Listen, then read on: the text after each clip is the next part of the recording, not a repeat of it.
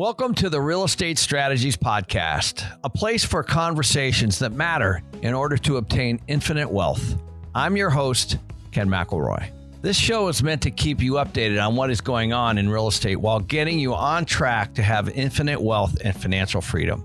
This episode, as well as all the others, can be downloaded on Spotify, Apple Podcasts, and various other platforms so that you're able to listen on the go. To get my weekly newsletter where we keep these conversations going and explore the trending topics in real estate today, please go to www.kenmcelroy.com/news. Let's dive into today's episode. Hey everybody, it's Ken and I'm here with Danille. Hello. How's it going? Good. Good. So today, we're going to talk about a little something different. You know, we always talk a lot about real estate, but we're going to talk about how thoughts control your self-confidence. Now, this is an important piece because you can teach all you want.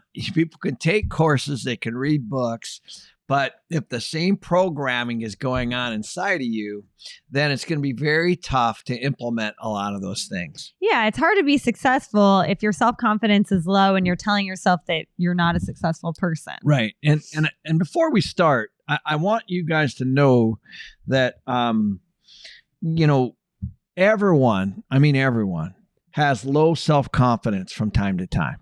Yeah. Every single person on the planet, whether they let you believe it or not. So these low points or these self-confidence issues that a lot of people have, I've had, you've had. Well, remember the first time I did a live with KenMcElroy.com? Oh yeah, this is, I don't know if you should go back and check this out. So the very first time we did a live, Jerry's counting down. He's right over here. He's like 5, 4, 3, 2, 1. Do you know what? Like this. I totally froze you guys. I blanked out. I didn't know what to say. And so the point is, and yesterday I did a video with my CFO who's completely freaked out by getting videoed. And because we have an investor summit coming up. And I said, come on, I'll help you. So we sat down and we did it together, very conversational. And we were walking back to her office and she said, that wasn't too hard. And so, a lot of times people get wound up on things before. I do too. Danille does too. I'm sure a lot of you do too. And so low self-confidence is not a life sentence, guys. No, but here's the difference though, because I was reading this and I thought it was really interesting. Everyone gets nervous and doesn't feel like they can do things, but people that have higher self-confidence believe they can get better and believe they can do it, where people with lower self-confidence, they give up because they feel like they can't do it. They won't be good at it. Right. And I think it's important to know that no matter where you are, confidence can be practiced and it can be mastered. And it is something that you have to work at. Just like eating healthy, just like going to the gym, just like doing anything that you aren't used to doing. And so it doesn't have to be a life sentence. In other words, if you're born that way, or you think you are, you don't necessarily need to be that way. I have, we can go on and on and on about my family members, and my parents and all that. And, everyone, I think what happens is we all grow up with these biases, and they are what they are. Maybe it's something that happened in a classroom, or maybe it's something that happened in a athletic event, or maybe it's something that happened that somebody did to you, like a bully or something like that. And you have these series of shocks that kind of make you who you are. And I think that one of the most amazing books that I've read, you should read it, is he passed away years and years ago by the name of Anthony DeMello. And he was a Jesuit priest. And, what he said was that happiness is a natural state, that all children are happy. But the stupidity of the culture and society basically de-happy them. In other words, it's the information, the external information that comes in. And so people, what they do is they try to reach to be happy. And what he says, which I agree with, is that happiness cannot be acquired because you already have it. So in order to be happy or be confident, you actually have to lose things. You actually have to take a look at what's blocking you and remove them, and then get back to what I would consider would be your natural state of when you were young. Yeah, definitely. And I think the biggest thing, for building self-confidence, Ed Milet says this, and I actually pulled this from one of his videos when I was looking at the topic. And he said, self-confidence comes from keeping promises to yourself. And he said, I see someone who lacks confidence, they haven't kept promises to themselves. That's certainly one thing for sure. And I love Eddie. He's a good friend of mine. The other person that I think of is Tony Robbins, obviously. And he did a great video on the TED Talk, and it said, why we do the things that we do.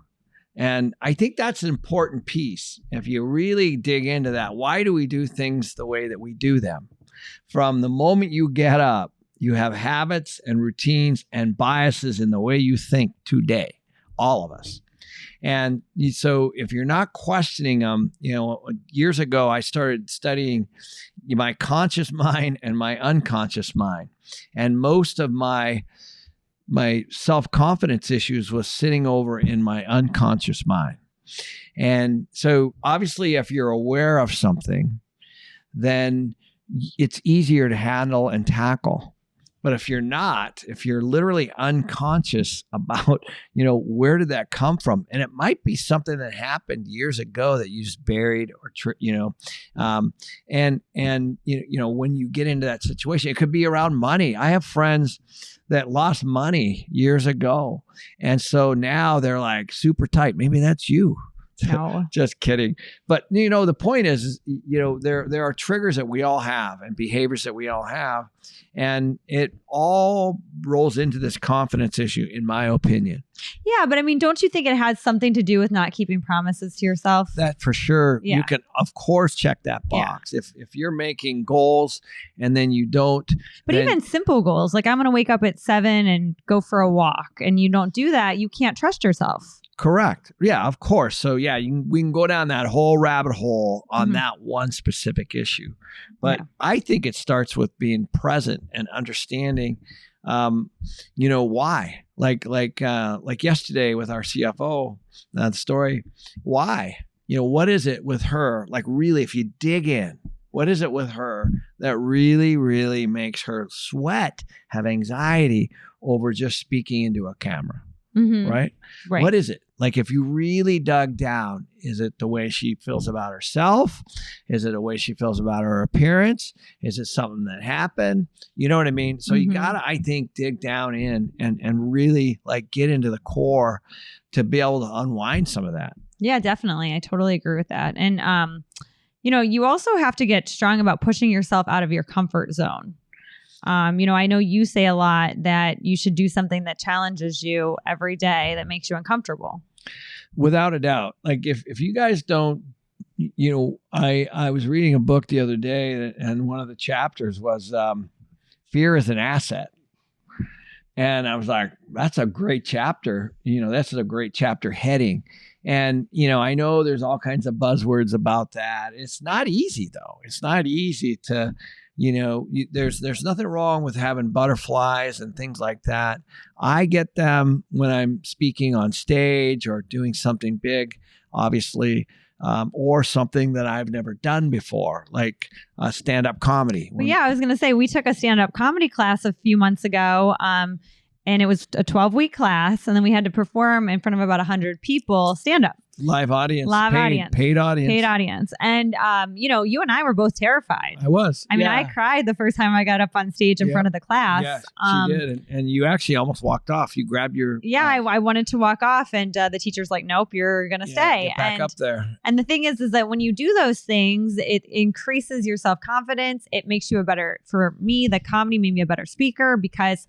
if you can go tell jokes in front of somebody, you can easily chat. So that's actually a good point. So, I remember because you were freaked out, no Mhm. question. By the way, it was her idea to do it, not mine.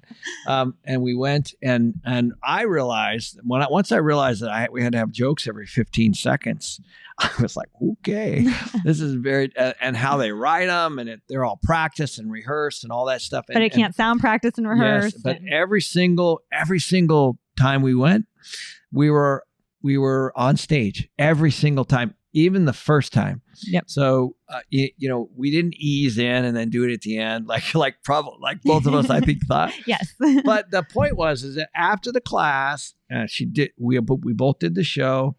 After the class, I remember you had to speak somewhere to speak. And you called me up later and said, you know what? That was like, I wasn't nervous. I was prepared. I was confident. And this is my point when I said that, self-confidence can be practiced and managed. Yeah. And I know for sure, even Robert Kiyosaki told me he's actually very shy. You would never know it from his videos and from listening to him from time to time. But he grew up, Japanese American in Hawaii, actually a very shy guy. And so what he did is he went to work for Xerox to sell copiers so that he could learn how to be more social, more gregarious, and learn how to sell. And so this is my point about taking an assessment of where you are right now. Mm-hmm. And what are you unconfident about? Is it about speaking and it's about starting a business? Yeah. What is it? And this is the biggest point, because it's unconscious, the self-talk that you have, that we all have, our little movie that we have about ourselves. There's the way we see it and the way other people see it. They're very different. Those movies are very different. And you can see it all the time. And so, I'm constantly taking a look at my own individual self-talk. Hey everybody, Ken McElroy here. I'm excited to announce the release of my newest master course, Buying Your First Rental Property. Whether you're new to real estate or you want to revisit the fundamentals, this course will take you to the next level. It will give you the tools and the knowledge to help you achieve long-term success. So click the link below and let's get started. I think if you practice being present and you work on your self-talk and you try to understand some of the things that are blocking you, the things you say, your belief system, let's focus. The things you say are so important. So, I've always heard that positive affirmations, look in the mirror, say, you're this, you're that. And I never really understood that. And I still don't completely. But what I have seen is I hear people say things all the time like, oh, I don't know a lot about business, or I'm bad with money, and you hear these really shut down negative things that they say. And what you say, you start to believe. And so if you, because I have a friend and I'm bad with money. I'm like, you have to stop saying that. You have to stop saying that. Stop saying you're bad with money. When you go to say it, correct yourself. Say I'm learning to be better with money. Because when you say I'm bad with money, it tells your brain you can never be better with it. You're just bad at it. You can't deal with it. It makes you feel better. Yeah, right. You don't have to handle it. You don't have to deal with it. It's just, it's like a comfort mechanism. Yeah. It's true that what you said is perfect. And that's the self-talk. I have a very good friend of mine that has a chip on his shoulder because he never went to college. Mm-hmm. So I went to college, and if he went to college, I think he would say, okay, that really wasn't really worth it. But the truth is he's got a chip on his shoulder. He's always talks about, well, you went to college, you this, and and I didn't go to college, so what do I know? So he goes into meetings sometimes with that in his brain. It's like up here, and I'm like, dude, look at the success you've had in your business and your family and your health and all the other things, but he's still hung up on that issue. It just drives me nuts. We have other people that the same thing around money. Mm-hmm. Right? They're afraid they live out of scarcity instead of abundance. Now, there's nothing wrong with being frugal and mindful. But if you do that you're going to get eaten alive in this economy where it's heading right now, right? Yeah, definitely. And it's, it's a big deal what you say to yourself. So if you're telling yourself it's not a big deal, what I say to myself, it is. And your brain really recognizes that. I'll tell you a couple things that I did with my kids when they were little. And I see this all the time. And these are small, but there's something that if you guys have small children, I always made my kids look the people in the eye and shake their hand and always. And so that was a thing. And so, there's eye contact and, shaking a hand, strong handshake, ironically, are, kind of reflective of confidence, even if there's all kinds of stuff going on. Right. Even if you don't feel confident, if you just do that, you're going to at least like that, appear those are small things that you can do. And to this day, as you know my kids as adults, you didn't know them when they were young. They do that when they go meet someone somewhere and we walk into somewhere, they stand up and they shake them, they look them right in the hand. And adults say stuff to me like, you got some good kids there. They don't even know them. Right. And it's just the first appearance. And so there are little things that you guys can all do, that we all should do, that can, at least from the outside, give someone else a perception of that you have more confidence than maybe you do. And there's nothing wrong with being scared to death inside. Yeah, just fake it till you make it, act confident and then, act like you belong there and everyone will think you do. Yeah. I think that, there are a couple things around gratitude. This is a little different than putting, quotes up on your mirror. But I do think practicing gratitude is a big one. And so I do that. So like in the morning, my routine is I get up, I get a cup of water with lemon in it. I go stretch. And during that stretch, I think about gratitude. I think about what I'm grateful, where I am, who I'm with, my health, whatever. And it's maybe 10 minutes, 15 minutes. And I'm not obsessed about it. I don't play anything.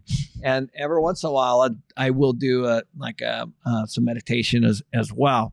But I do think if you take a look at some of the most successful people, they say those kinds of the gratitude and meditation are part of their success. I mean, just go Google it. I'm talking about all the big people from Bezos to Steve Jobs to Richard Branson. All these guys practice these kinds of things, and they've adopted these small little things into their day-to-day routines. Yeah, definitely. And that kind of goes with, as far as building self-confidence is celebrating, your small wins.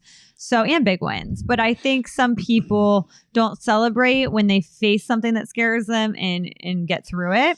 Like your CFO, she should be proud of herself for doing that video yesterday and not blow it off as, oh, that was stupid. I don't even know why I was nervous about it. It's fine. Just I'm proud of myself because I faced my fear and I did that. Yes. Because when you acknowledge something that you've done, it builds your confidence. If you don't acknowledge it, then it's not building your confidence. You're just telling yourself that was insignificant.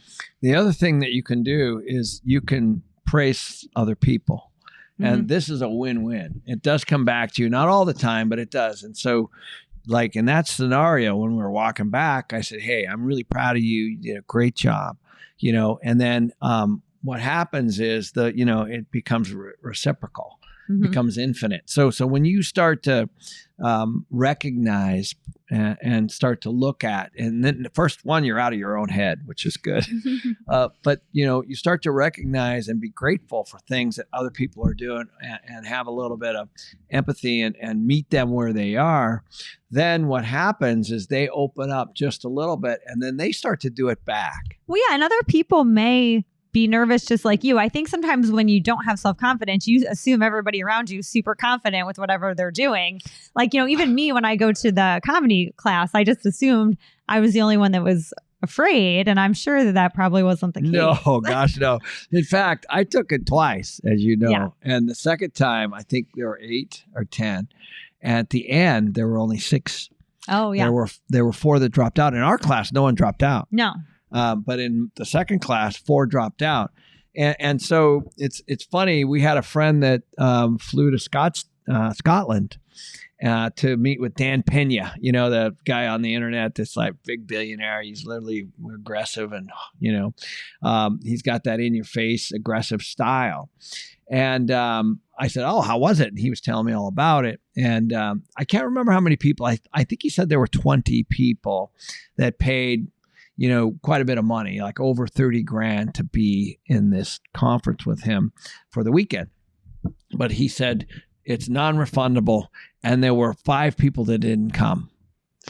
And I was like, what? He's like, yeah, there were 5 people that actually paid full price. So they got the confidence to pay, but then they didn't come. Now, I'm not sure all the reasons why. Could have been COVID or something, but yeah. Yeah, but the point is, this happens all the time, guys. Yeah, but it might not have been. It might have been they freaked out because it was a big deal thing. Yeah, I mean, he's going to be in your face, and that's part of his style, and that's part of the thing. You know that going in. He's not going to change it for you. So the point is there's you guys just need to know, like, there's sometimes people come out and they jump in and they pay for stuff and they want to try stuff and then they freak out last minute and they don't do it. Yep. But I think we can't talk about self-confidence without addressing the fact that, and we talk about this a lot here, you need to remove negative people from your life. Yeah, that's a really good point. Everybody knows I love the Jim Rohn quote, and my good friend Kyle Wilson owns all of Jim Rohn's IPs and his IP, and he is the one that promoted Jim Rohn years and years and years ago. And what he would say is, you are the 5 people you hang out with. That's kind of his quote. And it's true. What happens is, in my arena now, it didn't used to be like this. As I go up and down in my life, and I've had plenty of lows, just like a lot of you, and plenty of highs, just like a lot of you, then what happens is those people in your circle, your immediate sphere, will catch you, and or they won't, or they'll what they'll do is they'll enable your behavior. So this happens a lot, through peer pressure and all that kind of stuff. So, having like you've over the years surrounded yourself with women that own businesses. And what I was going to say is, when I first started my business, I didn't have very supportive friends. I didn't have a very good circle. So I got a lot of, what? You're starting a business? You can't do that. What are you doing? That kind of attitude. And that's way harder to overcome than my friends now. If I started another business, would be like, that's so awesome. You can do this. And when you're having one of those weak moments, I can call my friends now and they'll be supportive, when my friends before either wouldn't have cared or they just wouldn't have had anything good to say, and that really does matter. And it matters a lot, guys. Trust me, because we all have weak moments and we all have low points, and we need people to be able to lift us up from time to time. And, some people put them in categories, positive or negative. For me, that certainly is a factor. But for me, like yesterday, I was on the phone with my good friend Todd, who took his company public and sold it for $2.3 billion. He called me and he said, hey man, I miss you. And I'm like, well, what are you working on? And he's like doing all this stuff. And I hung up. I was energized because, I was like, man, he's really on to something next and on to something new. And this is all I'm talking about. I'm saying the conversation, the flow of information back and forth. It was supportive. Yeah. And he we didn't even talk about business. We talked about family and stuff like that, but it was a little bit of business. But it's just supportive because, some people, at home or where their friends or whatever, they just get beat down all the time. You're this, you're that, You're not good with money, you're not very smart, you can't do that. I mean, go back to our comedy class, one of the people in our comedy class, his mom would always say, why are you doing comedy? You're not funny, that kind of thing. He actually said that. Yeah. And we thought he was telling a joke at first, but he wasn't. But he wasn't. Yeah. And I don't know about you guys, but I grew up in a very, very, very blue collar town where, everybody went to work in a factory essentially after. And so nothing wrong with that. But, what it does is I always say environment is stronger than will.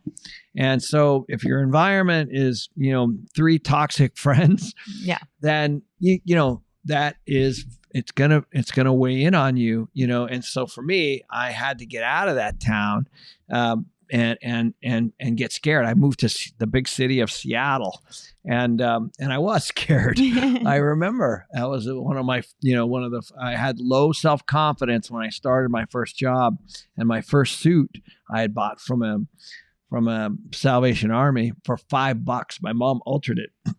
And I'm sitting there at the table with, these other guys that were all suited up and all had all this new shit. And I was like, I had, old shoes and an old suit and so those are moments, but I knew, again, I wanted to be in a better band. But you're probably feeling a little low self-confidence at that point. Oh, without a doubt, guys. Like I was questioning, why am I here? And, these guys probably know so much.